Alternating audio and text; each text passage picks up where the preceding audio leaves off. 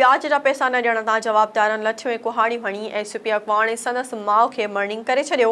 Comrade Liaquat जे घर मथां बुड़ा बिरादरी जे हथियारबंदनि हवाई फायरिंग खां पोइ लठियूं ऐं कुहाड़ियूं हयूं, जंहिंमें एसीपी अकवाण ऐं लियाकत ऐं संदसि माउ सख़्त ज़ख़्मी थी पिया, जंहिंखे नाज़ुक हालत में अस्पताल दाख़िल कयो वियो आहे।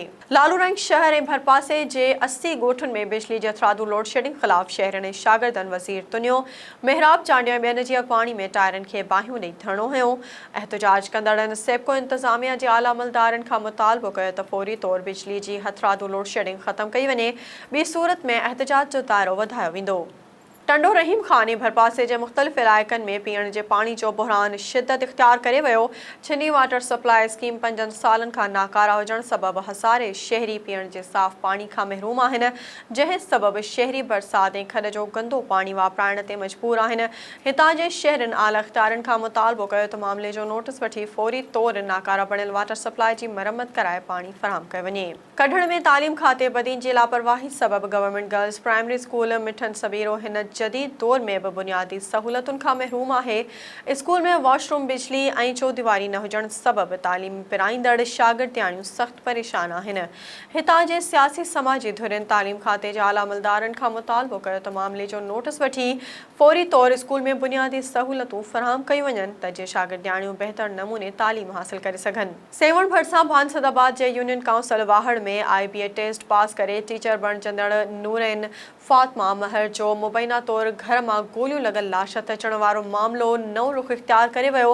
नारी नूरैन फातिमा जे मुबैना क़त्ल बाद संदसि निकाहनामो मंज़र आम ते अची वियो आहे, जंहिंमें संदसि मुड़िस मंसूर अली सूमरो पुलिस आरो एतराफ़ कयो आहे त नूरैन फातिमा महर सां हिन 2021 में कराची में निकाह कयो हो, जंहिं बाद पंहिंजे ॻोठ हली वई ऐं बाद में संदसि वारिस प्रेशराइज़ कंदा हुआ। खेसि ख़दशो आहे त नूरैन खे संदसि वारसनि ई क़त्ल कयो आहे। मामले जी जांच करे इंसाफ़ कयो वञे।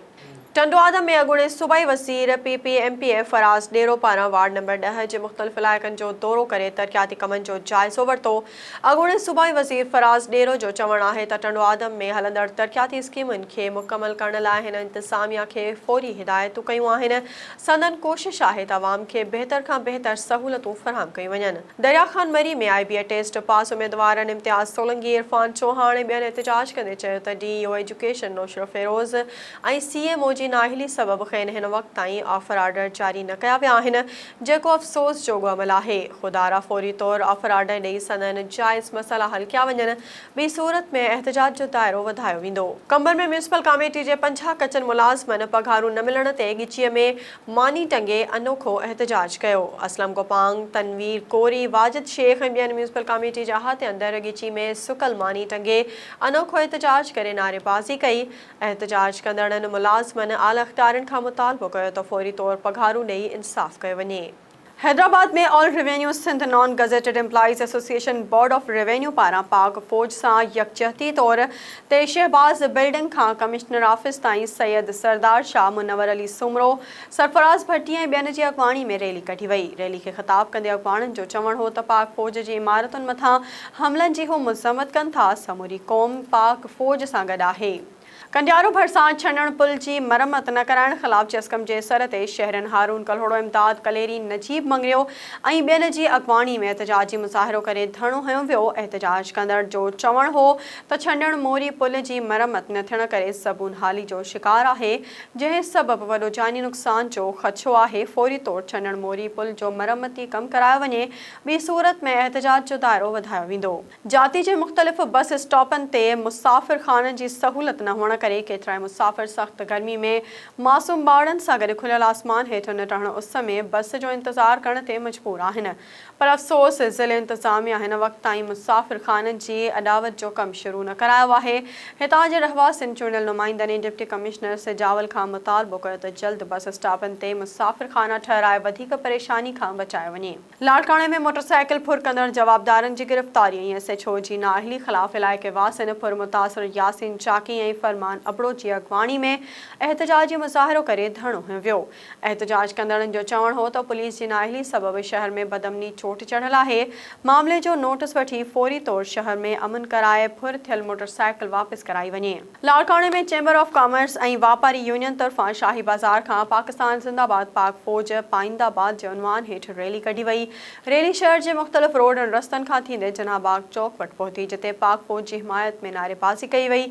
उन मौक़े ते PP सिटी जे सदर ख़ैर मोहम्मद शेख ऐं चैंबर ऑफ कॉमर्स जे सदर अहमद अली शेख तरफ़ां पाक फ़ौज जी इमारतुनि मथां हमले जी मज़म्मत कंदे फौरी तौर जवाबदारनि ख़िलाफ़ कार्रवाई जो मुतालबो कयो। नवाब शामियाल पाकिस्तान क्लर्क एसोसिएशन ज़िले शहीद बेनज़ीराबाद शहीद साकी ग्रुप पारां पंहिंजे जाइज़ मुतालबनि जी मञता लाइ सीनियर अॻवान शमसुद्दीन होत ज़िले सदर अमजद ब्रोही ऐं ॿियनि जी अॻवाणी में अलामती बुख हड़ताल कई वई। उन मौक़े ते अॻवाननि ख़िताब कंदे चयो त मुल्क में वधंदड़ महांगाई सबबि क्लर्क तबिको सख़्त परेशान आहिनि। मामले जो नोटिस वठी संदनि जाइज़ मुतालबा तस्लीम करे पघारूं वधायूं वञनि। खैरपुर में आर्ट्स काउंसिल जे अॻूणे सदर सैयद शिराज शाह जीलानी हुबदार जागीरानी इमाम ॾिनो मेहराणी गॾियल प्रेस कॉन्फ्रेंस कंदे चयो आहे त रेडियो खैरपुर जो station director Syed Akbar Shah art council जे अहम उहिदनि ते रही 6 करोड़नि जी करप्शन कई आहे।